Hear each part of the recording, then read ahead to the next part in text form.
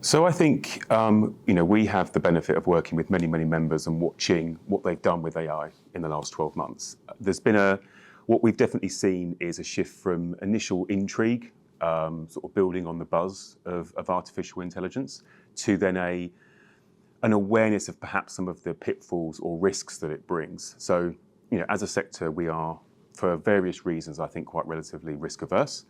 And so there was a bit of a downshift to, well, we know it can do all of these things, but we worry that it will cause issues or give us risks in our organisation. That quite quickly started to shift, which was brilliant. I think people started to put in place some guidelines, some policies around AI usage within their organisations, which has meant that they have started to then test and model the technologies and capabilities that are available. So I think really in summary, we've just seen this shift of intrigue, slight movement to fear, and then into actual usage. And I think DIN hopefully has helped in that space by bringing together all of the partners and experts that we have access to start showcasing some of the capabilities that the technology can deliver.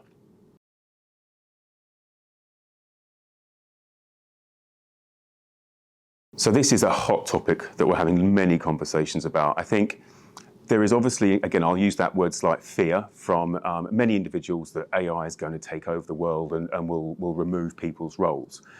I don't think that will be the case. I think AI has a space to play in our corporate world. Predominantly, the outcome I would say is delivering true efficiency, so measurable removal of manual tasks, repeatable elements. So it's less about replacing people. I do think in certain aspects that will be the case as the technology continues to develop, and we've now seen huge movements in not just things like generative AI, but also now the shift to agentic AI. But it's about repurposing that time that we would spend on the tasks that are relatively low value to give organisations the ability to repurpose their staff in places that are going to be bigger in terms of outcomes for them as they go forward.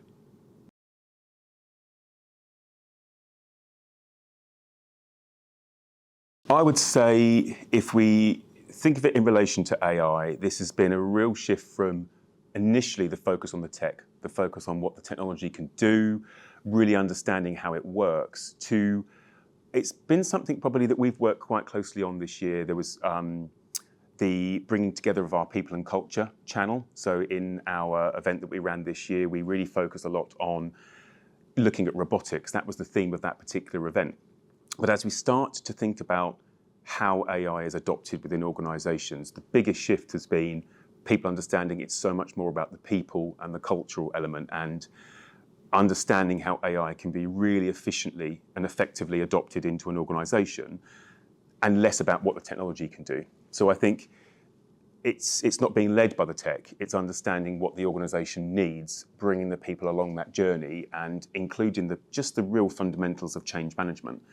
And again, within DIN, we have done that. We've partnered very closely with our trusted partners at Uptake AI. We've ran our AI adoption series this year. That's been something that's gone down really well, and we'll look to continue working with Uptake AI into 2026. It's just good to see AI now as a piece of capability truly being adopted within organisations, and it not just being seen as a tech-driven enabler.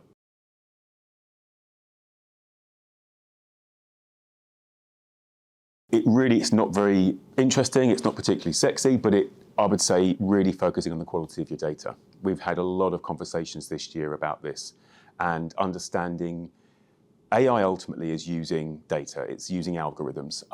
And if you feed it bad data, you're going to get bad intelligence.